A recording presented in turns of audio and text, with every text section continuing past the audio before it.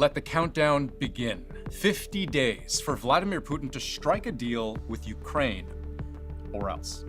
If we don't have a deal in 50 days, tariffs at about 100%, you'd call them secondary tariffs. Secondary tariffs. That might mean tariffs on Russia's friends, anyone who would dare to trade with Russia while it continues to wage its war. But then the other part of this new pressure campaign on Russia is about turning U.S. attention back to Ukraine. We've made a deal today where we are going to be sending them weapons. Let me explain how this arrangement might work and why Trump is making it now.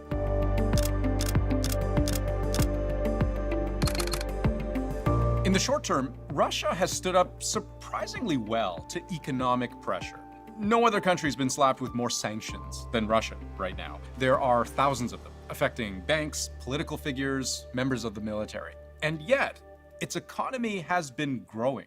Russia's economic growth has defied IMF estimates. The country grew by 4.4% in 2024. Over the short term, the sanctions have not crippled the economy. Over the short term, most Russians are experiencing a better economic situation than they have in their entire lifetime.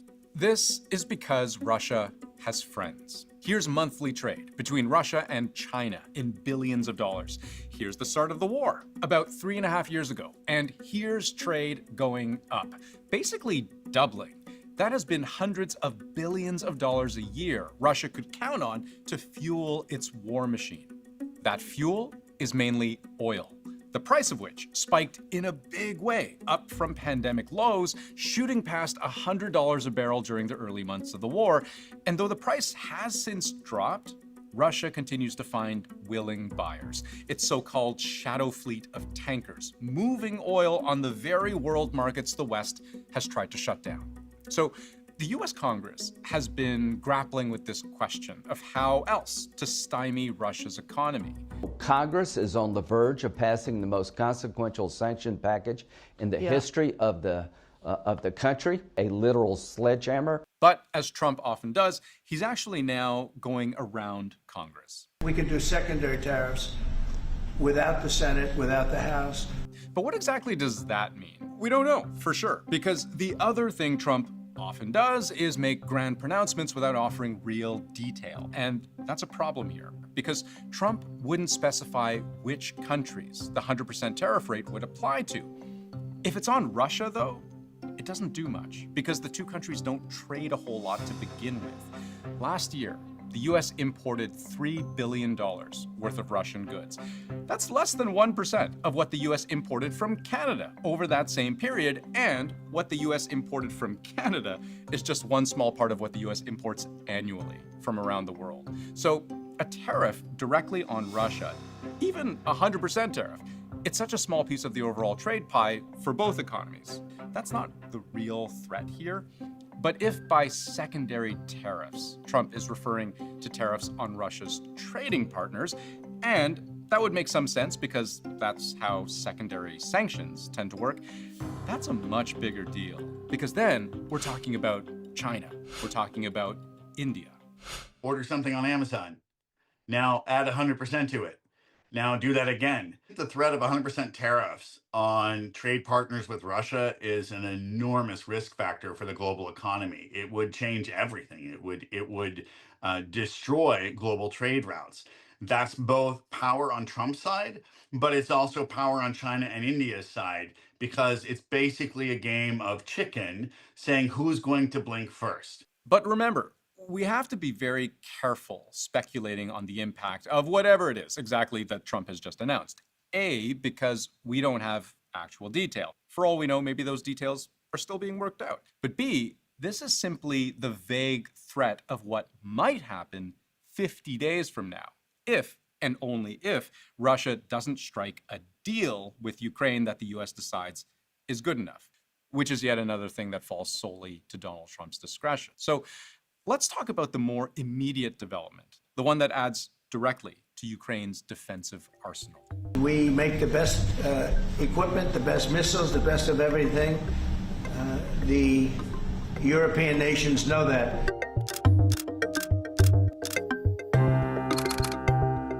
Patriot missile defense batteries are critical to defending Ukraine, its people, and its infrastructure. And they do that by shooting down Russian rockets mid-flight. The thing that's driving all of it is the radar system that's able to track hundreds of targets at once. It's able to save lives by giving warning to Ukrainians hours before the attacks happen. In short, Patriot surface-to-air missiles are considered one of the most advanced air defense systems in the world. We don't actually know exactly how many Patriot missile batteries Ukraine has that are operational at any given time, but the estimates are all in the single digits. 6 is the most common number I've seen. And these are in such short supply because there just aren't that many to go around. There are only so many systems, and they're in high demand right now. When you look geopolitically at what's going on, and you look at the systems that the U.S. has had to deploy in the Middle East because of Iran, right? That draws down on our inventory capability. It's something like sort of operating a small ship. It's multiple systems that are wired together, and it takes a certain expertise to do that. I'll show you what he means. A single system defending a radius of, say, somewhere between 50 and 100 kilometers, it's wrong to think of that as just a missile launcher and some rockets. It's radar, it's communications, it's launcher crews, it's maintenance and logistics personnel, and it's all mobile. It's more accurate to think of these things as an entire Patriot battalion, more so than just a single missile launcher. Nobody else makes the Patriot, not the equivalent. The Germans, the French, the British, they have anti-air systems. They're in Ukraine right now, but they're not as effective. And that is expensive. One system might cost $1 billion. Even a single interceptor missile, those can cost $4 million a pop. And you might shoot dozens of these things over a very short period. So parting with this tech, that's tricky for the US. But selling it, that's different. In a nutshell, we're going to make top-of-the-line weapons, and they'll be sent to NATO. Trump's newest plan is not to contribute to Ukraine's defense directly, but rather to serve as a kind of arms dealer.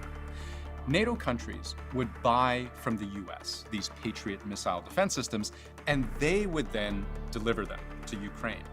And if the US can't make new systems fast enough, European countries should send Ukraine their own systems, currently deployed, thin out their own defense a little bit, and the US would sell them replacements. This is billions of dollars worth of military equipment is going to be purchased from the United States, going to NATO, etc. And that's going to be quickly distributed to the battlefield. The Americans are not spending a dime. The Americans are making profit. Now, there are 3 problems here. One is that, once again, Trump's announcement was sorely lacking in detail. How many Patriot missile batteries can NATO send to Ukraine? Then you're really talking about big numbers. We have one country that has 17 Patriots getting ready to be shipped. So we're going to work a deal where the 17 will go, or a big portion of the 17 will go to the war side. So you see what I mean, right? 17 Patriots getting ready to be shipped. But then, a second later, it's only some portion of them going to what Trump calls the war site. And what does getting ready to be shipped actually mean? And on what timeline? Nobody knows. The second problem is that you can't win a war through air defense. This is a purely defensive system. It basically allows them to try to protect their cities, their infrastructure, their military industrial complex. These systems will save lives in Ukraine, in the cities, in Kyiv and in Kharkiv, for instance. But it's not going to allow Ukraine to recapture territory. So if the goal here was to turn the tide of the war, this may fall short. But the third problem is how many of the systems Ukraine would need to defend the entire country. Ukraine is big, hundreds of thousands of square kilometers. So Ukraine would need much more than Trump's most recent announcement to turn a losing war with Russia into a winning one. Which brings us to one last consideration. Why all of this now?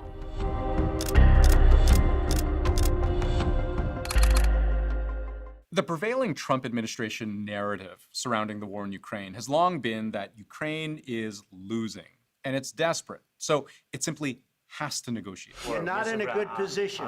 You don't have the cards right now. With us, you start having cards. Right. From this came what experts saw from Trump almost universally as a series of very generous negotiating terms with Russia. It really was a high-stakes phone call between President Trump and Russian President Vladimir Putin. It has the potential to be a pivotal moment in the latest diplomatic push to end the war in Ukraine. At least that's how President Trump framed it. But Vladimir Putin never really played ball, never really ceded ground, never really stopped the war. Kyiv came under renewed Russian drone and missile attacks overnight. And this just wouldn't do. Putin really surprised a lot of people. He talks nice and then he bombs everybody in the evening. So there's a little bit of a problem there, and I don't like it. Trump is interested in ending the war. I think Trump is interested in being seen as a peacemaker, as in winning a potential Nobel Peace Prize. And he's doing what he has to do to do that. So after months of fruitless negotiations, the U.S. just this month began to unpause arms shipments to Ukraine. And Trump began to telegraph anger. We get a lot of bullshit thrown at us by Putin, for you want to know the truth. He's very nice all the time, but it turns out to be meaningless. If that last part is true, that Putin's word is meaningless, it may be because he has known from the start that war can be a long game. He's seen Ukraine begin to lose the battle of attrition, and he has seen Western enthusiasm fade.